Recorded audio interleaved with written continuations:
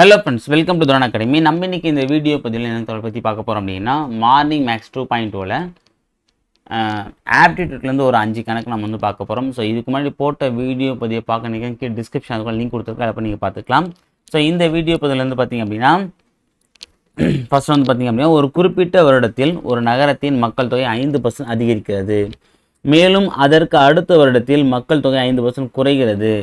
இரண்டாவது ஆண்டின் முடிவில் மொத்த மக்கள் தொகை 9975 எனில் முதலாம் ஆண்டின் தொடக்கத்தில் மக்கள் தொகை எவ்வளவு? சரியா?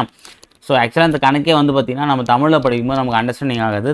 ஏன்னா ஒரு குறிப்பிட்ட வருடம் கொடுத்துருக்காங்க, அது எந்த வருஷம்னு சொல்லிட்டு சொல்லவே இல்லை, ஒரு குறிப்பிட்ட வருடம் அப்படின்னும் போது ஓகேவா. அதாவது ஆக்சுவலாக வந்து பார்த்தீங்கன்னா ஒரு வருடத்தில் அப்படின்றத அவர் ஆன்சர் கொடுத்தாங்க. இப்போ டியூரிங் 1 இயர். ஸோ இங்கிலீஷில் கரெக்டாக கொடுத்துறாங்க பார்த்தீங்களா. ஸோ அதான் வந்து பார்த்திங்க அப்படின்னா சப்போஸ் உங்களுக்கு வந்து ஏதாவது கேள்வியில் வந்து குழப்பம் ஏற்படுது அப்படின்னா அப்போ இங்கிலீஷ் வெர்ஷனை ஒரு வாட்டி பார்த்துக்கோங்க, அதில் வந்து சரியாக குறிப்பிட்டிருப்பாங்க. ஓகே, ஒரு குறிப்பிட்ட வருடத்தில் அப்படிங்கும்போது பார்த்தீங்கன்னா குறிப்பிட்ட ஒரு வருடத்தில் அப்படின்னு சொன்னால் கூட ஓகே தான், ஓகேவா.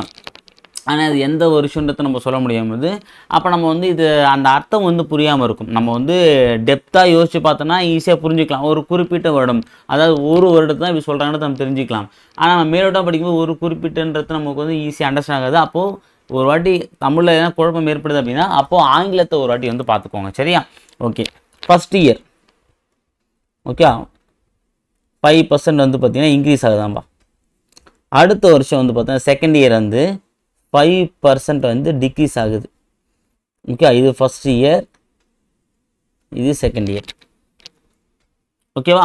ஸோ அப்போ வந்து முடிவில் பார்த்தீங்க அப்படின்னா எவ்வளோ இருக்குது மக்கள் தொகை வந்து பார்த்தீங்கன்னா 9975, ஓகேவா. ஸோ அப்போ அப்படின்னும் போது இது இரண்டாம் ஆண்டு முடிவில் முதலாம் ஆண்டு தொடக்கத்தில் மக்கள் தொகை என்னவாக இருக்குன்றது தான் கேள்வி, சரியா. ஸோ அப்போ என்ன பண்ணிக்க அப்படின்னா இந்த வருஷம் என்னது நமக்கு தெரியாது, முதல் வருஷம் கூடி இருக்குது, அடுத்த வருஷம் குறைஞ்சிருக்கு. அப்போ அசல் இது வந்து பார்த்திங்கன்னா அந்த கூட்டு வட்டி வீழ்ச்சின்னு ஒரு கான்செப்ட் பார்த்தீங்கன்னா P × 1 - R/100 whole power n இந்த மெத்தடில் வந்து போடணும். ஓகே, இதில் வந்து பார்த்தீங்கன்னா ஃபஸ்ட் வருஷம் வந்து பார்த்தீங்கன்னா ப்ளஸ்ஸு, அடுத்து வந்து அடுத்த வருஷம் பார்த்திங்க அப்படின்னா மைனஸு, ஓகேவா. அப்போ என்ன பண்ணோம் அப்படின்னா நம்ம அசல் தெரியாது, எந்த வருஷத்துன்னு தெரியாது இன்ட்டு அப்புறம் ஃபஸ்ட் வருஷம் வந்து பார்த்தீங்கன்னா 5% வந்து வளர்ச்சி என்ன பண்ணணும் கூட்டிக்கணும். அப்போ 100 5 கூட்டினா 105/100. அடுத்த வருஷம் பார்த்தீங்கன்னா வீழ்ச்சி, அதாவது குறைவு. அப்போது வீழ்ச்சின்னு என்ன பண்ணணும் 100ல் கழிச்சணும், 100ல் 5 போச்சுன்னா 95. அப்போ 95/100 போட்டால் எவ்வளோ கிடைக்குதுன்றாங்க 9975. ஓகே, அப்போ 25 100 21 5 105. அப்புறம் வந்து 25 100 19 5 105. அப்போ P = என்ன பண்ணலாம் இந்த பக்கம் பண்ணலாமா. அப்போ 9 9 7 5 × 20 × 20 / 21 × 19. இப்போது 7 3 21, என்ன பண்ணலாம் 3 3 9 3 3 9 2 3 6 5 3 5 7 7 இங்கே வரும் 4 28 மீதி 5 7 49 மீதி 3 5 35. ஸோ 19 அடிச்சு அப்படின்னா ஒரு 19 19 ஈர் 19 38 மீதி என்ன இருக்குது 38 போச்சுன்னா மீதி இதில் ஒரு 2 9 95 5 9 45 5 50. அப்போ 5 வரும். அப்போ என்ன வரும் 25 × 20 × 20 2 4 4 25 100 இந்த 2 0. அப்போ 10,000. அப்போ அந்த ஆண்டு தொடக்கத்துலேருந்து பார்த்தீங்கன்னா எவ்வளோ வந்திருக்கும் மக்கள் தொகை வந்து 10,000 வந்திருக்கும், ஓகேங்களா. ஸோ இதான் வந்து ஆன்சர், ஓகேவா. இப்போ முதலாம் ஆண்டு தொடக்கத்தில் நம்ம என்ன பண்ணோம் அப்படின்னா அந்த தொடக்கத்தின்ற வார்த்தையை மறந்துட்டு ஃபஸ்ட் வருஷம் எவ்வளோன்றதை நம்ம கணக்கிடுவோம், ஓகேவா. அப்போ ஃபஸ்ட் வருஷம் நம்ம கணக்கிடும் போது நம்ம என்ன பண்ணோம் அப்படின்னா ஒரு வருஷத்தை மட்டும் நம்ம வந்து போடுவோம், ஓகேவா. அப்போது நம்ம இந்த கணக்கு வந்து நமக்கு தவறாக வரது வாய்ப்புகள் இருக்குது. அப்போ சரியாக புரிஞ்சுக்கோங்க. முதலாம் ஆண்டின் தொடக்கத்தில், அப்போ தொடக்கத்தில் ஸ்டார்டிங்கில் எவ்வளோன்றதை கேட்குறாங்க, அவ்வளோதான் சிம்பிளாக, ஓகேவா. ஸோ போட்டுக்கோ ஆன்சர் வந்து 10,000. அடுத்த கணக்கு, உயரம் 4 மீட்டர் மற்றும் அடிப்பரப்பு 500 சதுர மீட்டர் கொண்ட ஓர் உருளையின் கன அளவை காண்க, ஓகேவா. அதாவது ஒரு உருளையோட அடிப்பரப்பு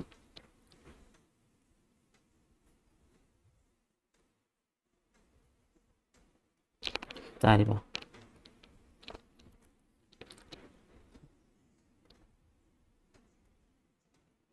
ஓகே, இதான் ஒரு உருளை வச்சுக்கலாமா. இப்போ இந்த உருளை அடிப்பரப்பு கொடுத்துட்டாங்கப்பா, எவ்வளோவா 500 ஸ்கொயர் மீட்டர். ஓகேவா? ஸோ அப்போ இது வந்து கொடுத்துட்டாங்க. ஹைட் எவ்வளோவா 4 மீட்டர்.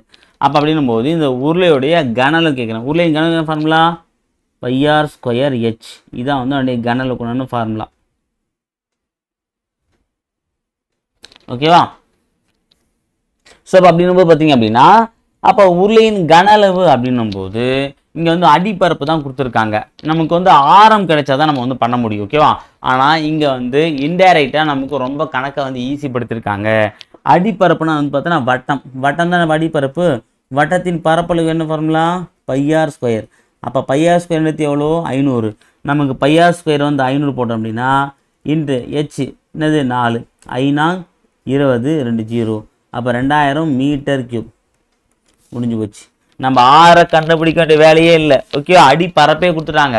அப்போ அடிப்பரப்பை நம்ம வந்து ஹைட்டால் பெருக்குனா போதும், நமக்கு வந்து உருளையுடைய கன அளவு கிடைச்சிடும். சரியா? அப்போது அடிப்பரப்பு பைஆர் ஸ்கொயர் வந்து பார்த்தீங்கன்னா 500, ஹெச் வந்து 4. அப்போ 5000 2000 மீட்டர் கியூப். ஆன்சர் ஆப்ஷன் இ. அவ்வளோதான்பா. ஓகேவா? அடுத்து பாருங்க, if a = 1, b = 2, c = 3 and so on, z = 26 என கொண்டால் HCF இன் மீசிமா எதற்கு சமம் இல்லை? எதற்கு சமம் இல்லைன்னு கேட்குறாங்க. அப்போ HCFனா A1 B2 C3 அப்படின்னும் போது H என்ன வரும்? H வந்து ABCDEF. F வந்து பார்த்தீங்கன்னா ABCDEFGH. H வந்து 8, C வந்து 3, F வரும் ABCDEF 6. அப்போது 8 3 6 இது 3த்துக்கும் நம்ம எல்சிஎம் கண்டுபிடிக்கணும். அப்போ எல்சிஎம் கண்டுபிடிச்சா என்ன வரும்? 2 போட்டோம் அப்படின்னா 4 2 8 3 3 2 6. திரும்ப வந்து பார்த்தா 3 போட்டோம் அப்படின்னா 4 1 1. அப்போது 4 8 3 24. அப்படின்னா வரணும் 24. அப்போ என்னுடைய எல்சிஎம் என்னது 24. ஆனால் கீழே எது இருக்கக்கூடாது? எல்சிஎம்மாக இருக்கக்கூடாது. எது சமம் இல்லைன்னு சொல்லிட்டு கேட்குறாங்க. அப்போது இசட் 26 அப்படின்னா எக்ஸ் வரும் XYZ. அப்போ X = 24. அப்போ இது வரலாம். ஓகேவா? இது வரலாம், இது வரலாம். அடுத்து பாருங்க, A = 1. ஓகே, ஸோ இது இருக்கா ஈன்னு வரும் 5 5 + எஸ்ன்னு வரும் ஜோடி ST. இது வந்து 19 கூட்டினா 24. இது வரலாம். ஓகேவா? ஸோ அடுத்து வந்து பார்த்தீங்க அப்படின்னா A வந்து 1, C வந்து 3, H என்ன வரும் 8 கூட்டினா என்ன வரும் 12. அப்போ இதுவும் வராது, இதான் வராது. ஓகே, அப்போ இதான் சமம் இல்லை. இது பார்க்கலாமா? 1 3 8 3 24. இது வரலாம். அப்போ இதான் வராது. அப்போ ஆன்சர் ஆப்ஷன் சி தான் சரி. ஏன்னா சமம் இல்லைன்னு கேட்குறாங்க. எது சமம்ன்றது கேட்கல. கேள்வி நல்லா முழுசாக படிங்க. நான் ஒவ்வொரு எக்ஸாம்லேயும் வந்து பார்த்தா ஒவ்வொரு கொஷின் சொல்லும்போது கேள்வியை முழுசாக படிக்க சொல்கிறேன் அப்படின்னா கேள்வியை முழுசாக படித்தாதான் நம்மளால் வந்து பார்த்தோன்னா சரியான ஆன்சரை போட முடியும். சரிங்களா? அப்போ ஆன்சர் ஆப்ஷன் சி. அடுத்து பாருங்கள், 24வது கொஷின். குமரன் 20% தள்ளுபடியுடன் ஒரு ரெயின் கோட்டை வாங்கி ரூபாய் 25 சேமித்தார். எனில் ரெயின் கோட்டின் அசல் விலை என்ன? ஓகே, குமரன் என்ன பண்ணுறாரு அப்படின்னா ஒரு ரெயின் கோட் வாங்குறாரு. ஓகே, ஆனது ஒரு ரெயின் கோட் வந்து வாங்குறாரு. அது என்ன பண்ணுறாரு அப்படின்னா 20% வந்து பார்த்தீங்கன்னா டிஸ்கவுண்ட்டில் வாங்குறாரு. ஓகே, 20% டிஸ்கவுண்ட்டில் வாங்குறாரு அப்படிங்கும்போது எவ்வளோக்கு வாங்குறாரு? அப்படி 20% டிஸ்கவுண்ட் வாங்கும்போது பார்த்தீங்கன்னா அந்த டிஸ்கவுண்ட்டை எவ்வளோ போடுறாங்க? 25 ரூபா கழிக்கிறாங்க. ஓகே, அப்போ 20% தானே அது 25. நமக்கு என்ன தேவை? அசல் விலை கேட்குறாங்க. அப்போ அசல் 100 தானே. அப்போ 100% என்ன வரும்? ஓகே, பர்சன்டேஜ் இன்க்ரீஸ் ஆச்சுன்னா அமௌண்ட்டும் இன்க்ரீஸ் ஆகும். இது நேர்மாறா பண்ண தலைகீழாக பண்ணோம். அப்போ 100/20 × 25. ஓகேவா? 0க்கு 0 O2 I2 I25 125. அப்போ அந்த சட்டையோட விலை எவ்வளோ? 125 ரூபா. Answer option A. ஓகேவா? ஸோ அடுத்த கணக்குப்பா. ஒருவர் 2000ஐ 6% தனி வட்டிக்கு கடன் வாங்குகிறார். ஓராண்டு முடிவில் ரூபாய் 10,000ஐ திருப்பி செலுத்துகிறார் எனில் அவர் அக்கடனை 2ஆம் ஆண்டு முடிவில் முழுவதுமாக முடிக்க எவ்வளவு தொகை செலுத்த வேண்டும்? ஓகேவா? ஸோ ஒருத்தர் வந்து பார்த்தீங்க அப்படின்னா 2000 ரூபாய் வந்து பார்த்தீங்கன்னா வாங்குறாருப்பா. ஃபர்ஸ்ட் இயர் வச்சுக்கலாம். ஃபஸ்ட்டு என்ன பண்ணோம் 6% வட்டி கட்டணும். ஒரு 2 ஈராறு 12 120 ரூபா. அப்புறம் என்ன பண்ணால் செகண்ட் இயர் வந்து பார்த்தீங்கன்னா 1000 ரூபாய் கட்டிட்டார். அப்போ மீதி எவ்வளோ இருக்கும் 1000 ரூபாய் இருக்கும்.